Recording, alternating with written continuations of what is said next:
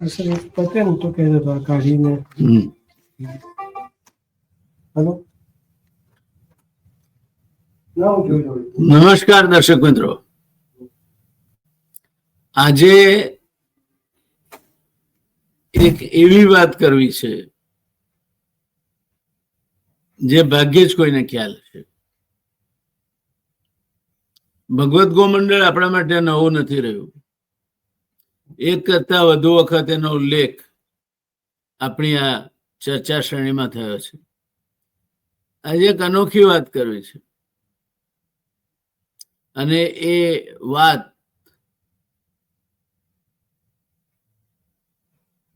ચંદુલાલ પટેલ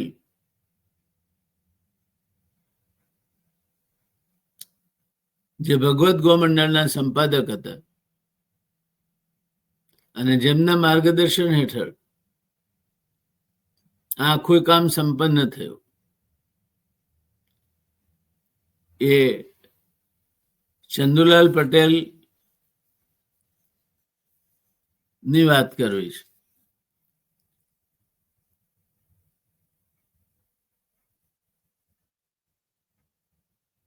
ચંદુલાલને વૃદ્ધાવસ્થા આંબી રહી હતી. 1964ના માર્ચમાં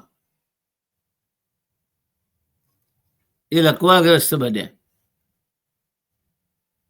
વાચા લગભગ બંધ થઈ ગઈ.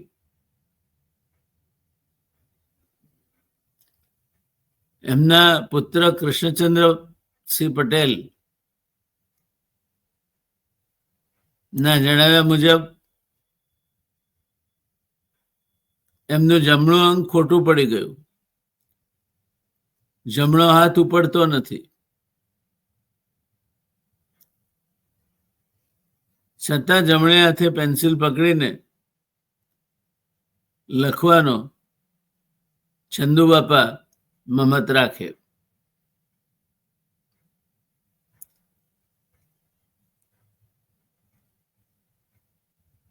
પેન્સિલ પકડી શકાતી નથી કારણ કે લકવાગ્રસ્ત છે હાથ. એટલે આંસુ ભરી આંખે પેન્સિલને દોરીથી અંગૂઠા સાથે બાંધી આપવાની જીદ કરે. કોઈ પણ રીતે એકાદ શબ્દ લખી શકાય. જેણે આખા ભગવત ગોમંડળના હજારો શબ્દોનું સંપાદન કર્યું, 9 વોલ્યુમનું સંપાદન કર્યું. શિક્ષણ વિભાગમાં ઉચ્ચ અધિકારી રહ્યા ગોંડલના અને ત્યાર પછી રાજકોટ ખાતે. એ સાક્ષર ચંદુબાપા એમના જીવનનો એક પ્રસંગ હવે મારે તમને કહેવો છે. 3 લાખ શબ્દોનું સંપાદન કરનાર ચંદુબાપા એક શબ્દ લખવા માટે પણ તડપે ચળવળે. એ કેવી ભયંકર વિડંબના ગણી શકાય. આનાથી મોટી વિડંબના કઈ હોઈ શકે? એથી ભયંકર વિડંબનાની મારે આજે વાત કરવી છે.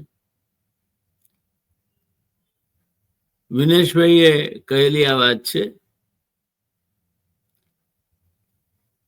એ કહે છે કે તો સાંભળો. એણે આગળ કહ્યું, 2 દિવસ પહેલા જ હું ગોંડલ ગયો હતો. ચંદુબાપાના ઓરડામાં જવાનો જ હતો. ત્યાં ચંદુબાપા કોઈને વળતા હોય એવી બૂમાબૂમ સંભળાઈ. હું ખચકાઈને બહાર ઊભો રહી ગયો. શું હશે? અવાજ પરથી લાગતું હતું કે બહુ ઉશ્કેરાઈ ગયા હતા. અવાજમાં કંપારી હતી. વિચાર જ કરતો હતો. ત્યાં અંદરથી કારકુન દુર્લભજીભાઈ ખસિયાણા મોએ હાથમાં એક કાગળ લઈને બહાર નીકળ્યા. દુર્લભજીભાઈ એમના બહુ જૂના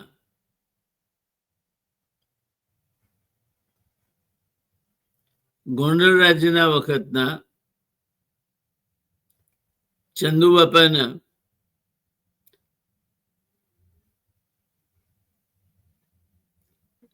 ગોંડલ રાજ્યની નોકરી વખતના વફાદાર અને વિશ્વાસુ કારકુન.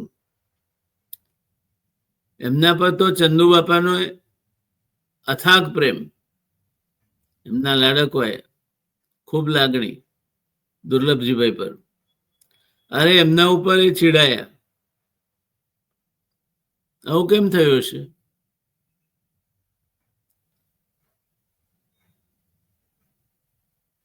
વિનેશભાઈ એમને ઉભા રાખીને પૂછે છે, તો બોલ્યા કે શી ખબર. આમ તો સાહેબ એટલે ચંદુ બાપા કોઈ પર ક્રોધ ના કરે એવા આ ચંદુલાલ બેચરલાલ પટેલ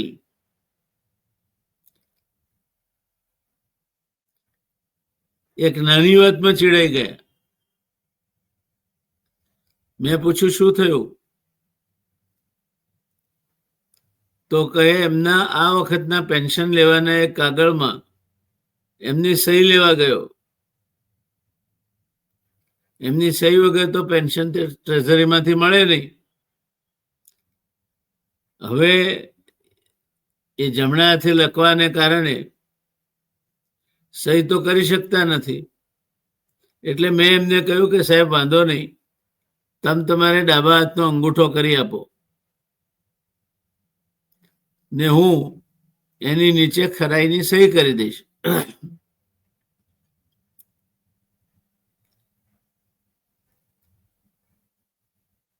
તો મારી સામે 1 મિનિટ તો આગ ઝરતી આંખે જોઈ રહ્યા. પછી અંદરથી કોઈ જ્વાળામુખી ફાટ્યો હોય એમ એકદમ તડાઈ ગયેલા અવાજે ઘાંટો પાડીને મને તતરાવી નાખ્યો. કહે કે તમે મને સમજો છો શું બધાય? હું પરવશ થઈ ગયો. એટલે ભગવત ગોમંડળમાંના 9 મહાગ્રંથોના સંપાદક અને ગોંડલ સ્ટેટના એક વખતના વિદ્યાધિકારીને પેન્શન લેવા માટે અભણની જેમ ડાબા હાથનો અંગૂઠો મારવાનો? અરે એટલો તો વિચાર કરો કે ગોંડલ રાજ્યની કોઈ છોકરી પણ અંગૂઠો મારતી નથી ને હું અંગૂઠો મારીને પેન્શન લઉં? જ્યાં નથી જોઈતો મારે પેન્શન. લઈ જા કાગળિયા પાછા. તમને ખ્યાલ હશે કે ગોંડલ રાજ્યમાં કન્યા કેળવણી ફરજિયાત હતી. એનો આ સંવાદમાં ઈશારો છે. ભગવત ગોમંડળનું કામ પૂરું થયું ત્યારે ચંદુબાપાએ મહાત્મા ગાંધીને પત્ર લખ્યો એનો પ્રસ્તાવના લખવા માટે. જવાબમાં મહાત્માજીનો પત્ર તમને સ્ક્રીન પર જોવા મળે છે, એમના પોતાના સ્વહસ્તાક્ષરમાં. ભાઈ ચંદુલાલ, તમારો કાગળ મળ્યો. પ્રસ્તાવના લખવાની મારી શક્તિ નથી. તમારા સાહસથી હું મુગ્ધ થયો છું. એથી માતૃભાષાની મોટી સેવા થશે એમ માનું છું. બાપુના આશીર્વાદ. પંચગની, તારીખ 9 જુલાઈ 1944. તારીખ 9 જુલાઈ 1944. એટલે આ સંવાદ કે ગોંડલની છોકરી પણ ભણેલી હોય એ અંગૂઠો ના કરે તો હું ગોંડલનો શિક્ષણાધિકારી હું અંગૂઠું કરીને પેન્શન લઉં? નથી જોઈતું તારું પેન્શન, જા. તો કાયદો એ કાયદો. એમાં કાયદાનો એ વાંક નહોતો. કાયદો આ પ્રમાણે હતો એટલે હતો. એટલે વિનેશભાઈ વાત પૂરી કરતા કહે છે કે બાપા એટલું નહીં સમજતા હોય કે સહી કરી શકાય એમ ના હોય તો અંગૂઠો દેવો પડે. તો એમને ખ્યાલ હોવો જોઈએ. હું શું બોલું? મારા મનમાં હલચલ મચી ગઈ. ગુજરાતી ભાષાના જ્ઞાનકોશ જેવા 9 ભાગના શબ્દકોશના સંપાદન બદલ ચંદુબાપાને ગોંડલ રાજ્યે પોશાકના કરીને 1500 રૂપિયા એનાયત કરેલા. એ પછી તરત જ એમને ગુજરાત સાહિત્ય સભા તરફથી 54ની સાલનો રણજીતરામ સુવર્ણચંદ્રક મંગળદાસ પકવાસાને હાથે એનાયત થયો. તરત જ સુરતની નર્મદ સાહિત્ય સભાએ એમનું સન્માન કરેલું. એ જ અરસામાં દ્વારકાની શારદા પીઠે એમને વિદ્યાવારિધીની પદવી એનાયત કરી. વિદ્યાવારિધીની પદવી એનાયત કરી. એ પછી પણ 9-10 વર્ષ જે માણસ વિદ્યા અને માત્ર વિદ્યાના ક્ષેત્રમાં જ રહ્યો, એમને થોડા રૂપિયા માટે અંગૂઠો મારવાનો, જો કે અંગૂઠો મારવાની ફરજ પાડનાર કાયદાનો એમાં કશો જ વાંક નહોતો. અને એમ કરવાની ઉશ્કેરાઈ જઈને ના પાડનાર માણસનો પણ કોઈ દોષ નહોતો. તો પ્રશ્ન એ થાય છે કે દોષ કોનો હતો? ચંદુ બાપાના જીવનનો આપણને બધાને ભાવ વિભોર કરી હલબલાવી નાખે, લાગણીમાં લાવી દે એવા પ્રસંગ. ભીષ્મ પિતામહ જાણે બાણશૈયાએ પડ્યા હોય, સંપૂર્ણ રીતે કશું જ કરી શકવાને અસમર્થ હોય એવા ચંદુ બાપા. જમણું અંગ લખવામાં પકડાઈ ગયું, લખી શકતા નહોતા, બોલી શકતા નહોતા સ્પષ્ટ રીતે, અને આમ છતાં એમની ખુમારી અકબંધ હતી. એ ભગવત ગોમંડળના સંપાદક અને ભગવતસિંહજી બાપુની સાથે બિલકુલ પડછાયાની માફક રહીને ભગવત ગોમંડળનું કામ કરનાર ચંદુ બાપાને આપણે જેટલા બિરદાવીએ ને જેટલી શ્રદ્ધાંજલિ આપીએ એ ઓછું છે. 7મી જુલાઈ 1916 થી 4 જાન્યુઆરી 1952 સુધી એકમ લગી ગોંડલ રાજ્યના અને પછી સૌરાષ્ટ્ર રાજ્યના કેળવણી ખાતામાં ચંદુ બાપા જવાબદાર અધિકારી તરીકે રહ્યા. પછી પણ ભગવત ગોમંડળના કોષના વિશિષ્ટ કોષાધ્યક્ષ તરીકે 1955ના વર્ષથી 9મી વર્ષના માર્ચની 9મી તારીખ સુધી કામ કર્યું. 9 માર્ચ 1955 સુધી કામ કર્યું. અને પછી જિલ્લા શાળા મંડળના ચેરમેન થયા. એમાં 1947ની સાલથી તેઓ ઓનરરી કામ કરતા. આજે જ્યારે એમને 73 વર્ષ થયા ત્યારે એમના 6 સંતાનો, 6 ભાઈઓએ અને બહેનોએ ભેગા થઈને કહ્યું કે બાપુજી, હવે તમે જે કંઈ પ્રવૃત્તિ કરવી હોય તે ઘેર રહીને કરો, પણ આ ઓનરરી તો ઓનરરી, પણ નોકરી તો છોડો જ. તમને તો કશું નહીં હોય, પણ અમને શરમ આવે છે. બસ આટલું અમે બોલ્યા અને બહુ નારાજ થઈ ગયા. કેસી એટલે કૃષ્ણચંદ્ર પટેલ, ઇન્કમટેક્સના એક જાણીતા સલાહકાર, એ બોલ્યા. ચંદુબાપાએ એમના ખભે હાથ મૂક્યો. એમણે એમને કહ્યું કે તમારે મને મારી નાખવો છે? મારી નાખવો હોય તો રિટાયર્ડ થવાનું કહેજો. જે દિવસ તમે મને રિટાયર્ડ કરશો તે પછીના 1 વર્ષની અંદર હું આ જગતમાં નહીં હોઉં. સમજ્યા? લોકની વાત કરતા હો તો કહી દો, તમારે જે કહે એને કહી દેવાનું કે અમારે અમારા બાપ સાથે બનતું નથી. એ અમને આંખે કરવા નોકરી કરે છે. બસ હવે શાંતિ. આ ચંદુ બાપાની પોતાના કાર્ય પ્રત્યેની નિષ્ઠા, અને એ નિષ્ઠાના જોરે લગભગ છેલ્લું 1 વર્ષ એમના જીવનનું બાદ કરીએ તો એ સતત કાર્યરત રહ્યા. ભગવત ગોમંડળના 9 વોલ્યુમનું એમણે સંપાદન કર્યું અને એ વોલ્યુમ પ્રવીણ પ્રકાશન દ્વારા છપાયા. એની વિગતો જાણવી છે. ભાગ 1 થી 9, અ થી અળ, અને 1958 થી 1928 થી 1954 એટલે 26 વર્ષ, 26.5 વર્ષ. છાપકામનું ખર્ચ ₹1,59,874. કોષ કચેરીનું ખર્ચ 1,08,154. કુલ 500 પ્રતનું ખર્ચ 2,68,028. વજન મણ 1, શેર 15, ₹28 ભાર. ઘનમાપ 1.9 ઘનફૂટ. છપાવણી અને કાગળના ખર્ચ પૂરતી વેચાણ કિંમત ₹146. 90 ભાગનું પડતર ખર્ચ ₹535. પૃષ્ઠ 9,270. શબ્દ 281,377 એટલે 2,81,377. 5,40,445 રૂઢપ્રયોગ. 28,156.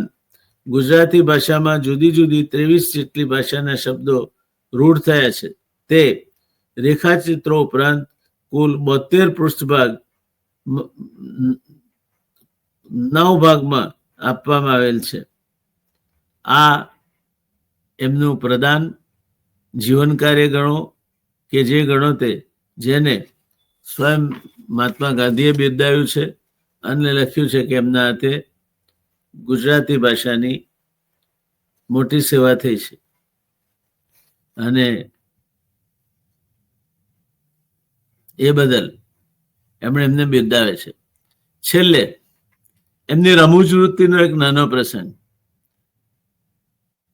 1921ની સાલમાં ગોંડલ રાજ્યે એમને ₹21,000 ગોંડલ ગુલમોહર રોડ ઉપર ગીતાભુવન નામનું 1875માં બાંધેલું મકાન રાજના નોકરની રૂએ વેચાણ આપ્યું.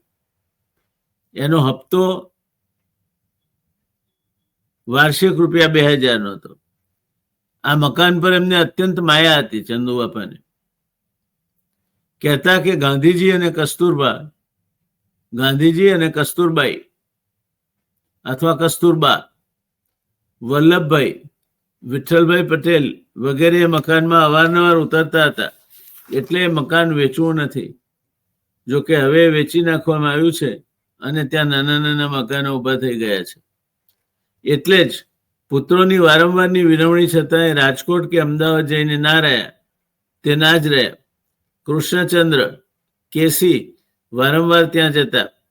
કેસી ઇન્કમટેક્સના એક જાણીતા સલાહકાર હતા.